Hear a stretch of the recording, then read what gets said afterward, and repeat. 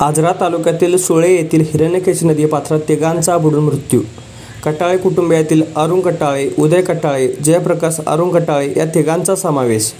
या सर्वांचा गजरगाव येथील हिरण्यकेशी नदी पात्रात आज सकाळी 10च्या दरम्यान बुडून मृत्यू झाला. दरम्यान 2 मृतदेह स्थानिकांच्या मदतीने सापडले असून मुलगा जयप्रकाश अरुण कटाळे यांचा मृतदेहाचा कडिंग्लज येथील रेस्क्यू टीम शोध घेत आहे.